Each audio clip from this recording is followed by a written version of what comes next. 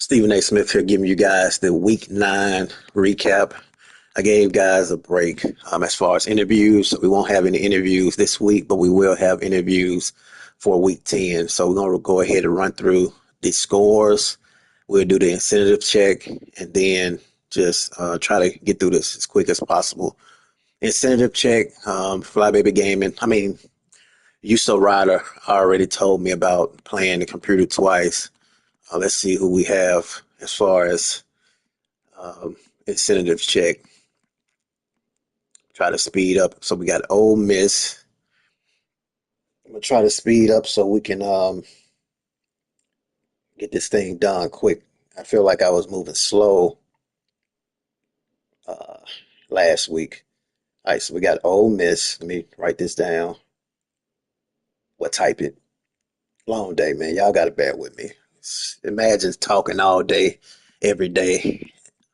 You're gonna make a lot of mistakes. By this time, I'm tired. We did get the free win from Kansas State. He couldn't play.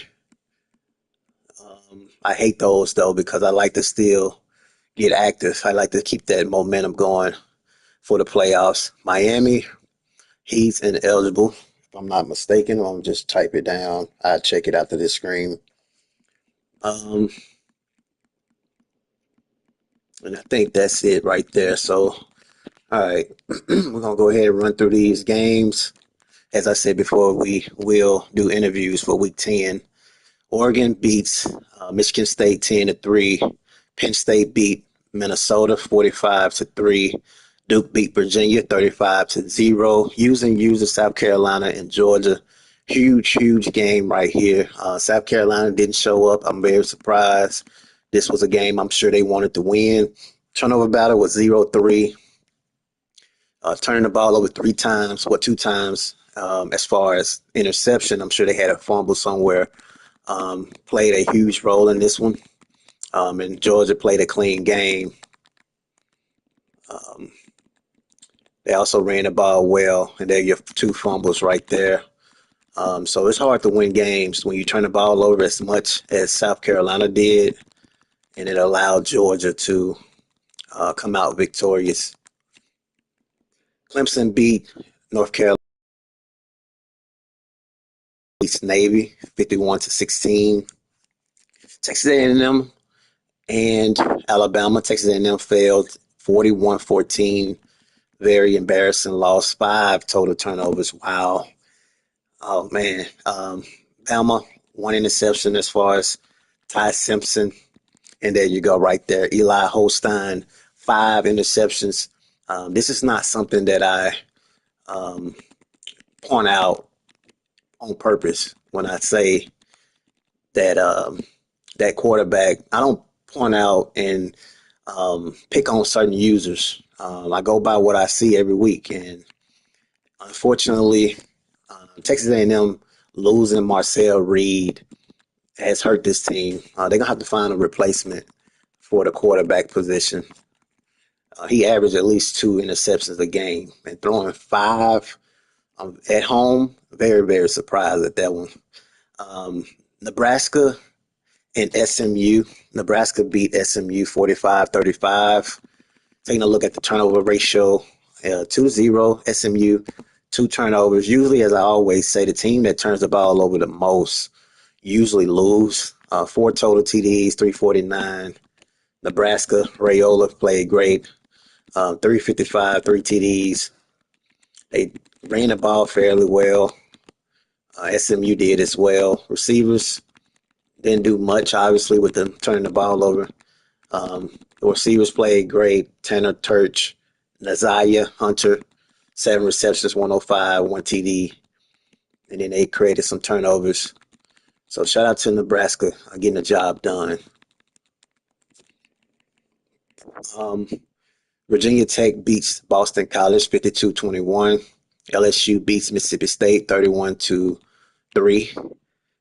USC beats Purdue 40-14. Texas and Auburn completely lopsided. 48-0. Very surprised. Turnovers 4-1. There you go. There you go again. Turnovers tell us everything. Ashton Daniels, 4 interceptions, a negative 29 passer rating. He's a junior. Wow. Texas, 3 TDs. Arch Manning finally plays a game where he don't throw an interception. They ran the ball well. Bryson Washington, 12 carries, 135 yards, 1 TD, three different guys on offense with a rushing TD.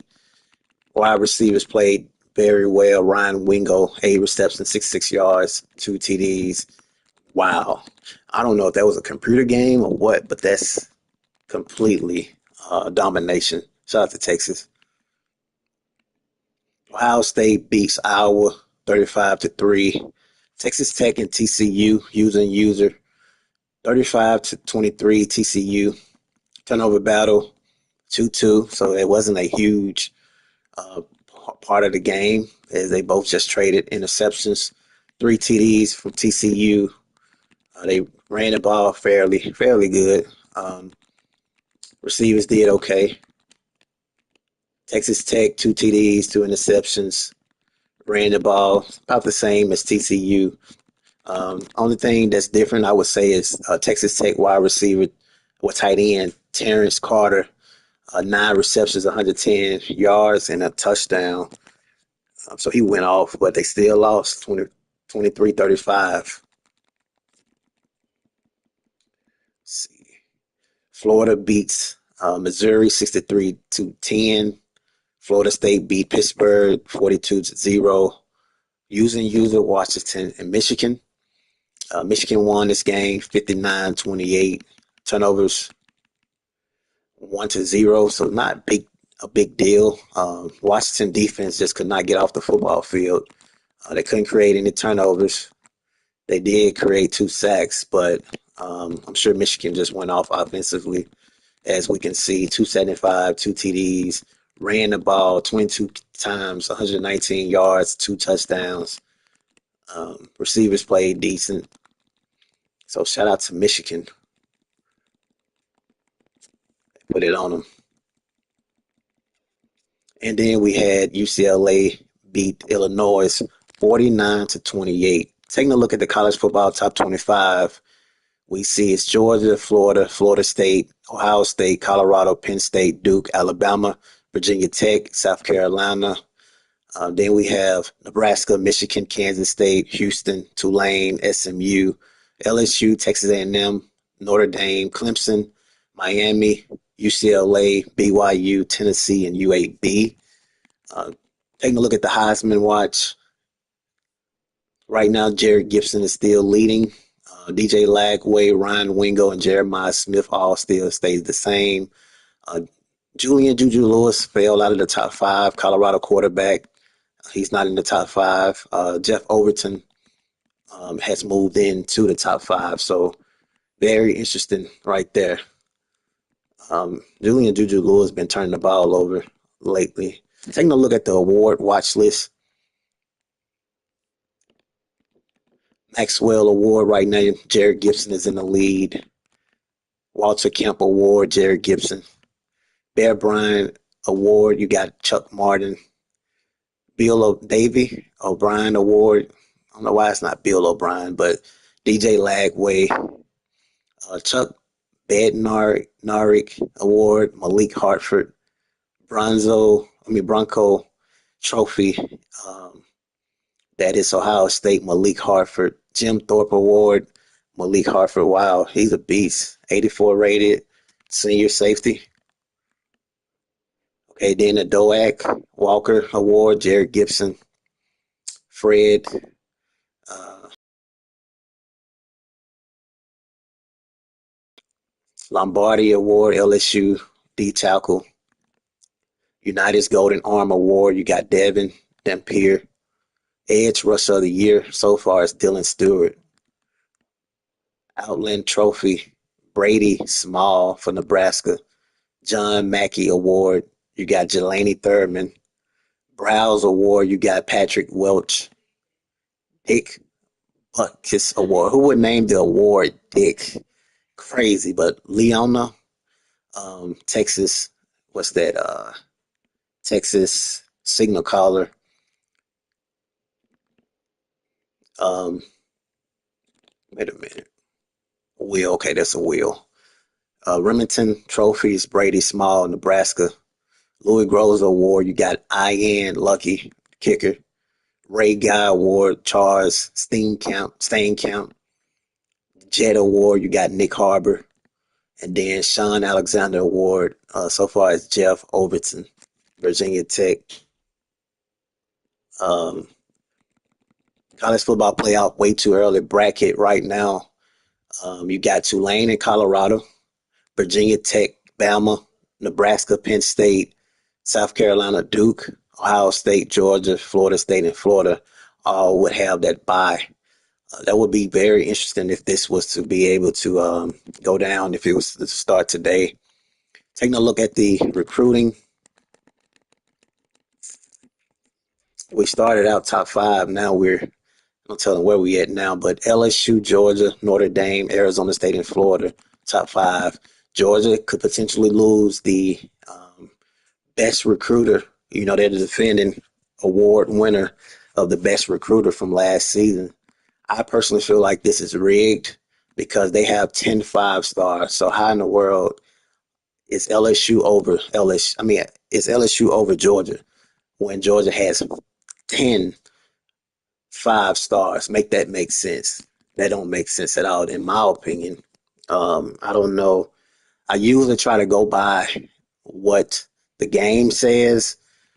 Maybe we'll have a vote at the end of the year, but I mean, 10 5 stars is ridiculous. So even if this was the start to, even if this was the end today, I probably would still give it to Georgia. 10 5 stars, man.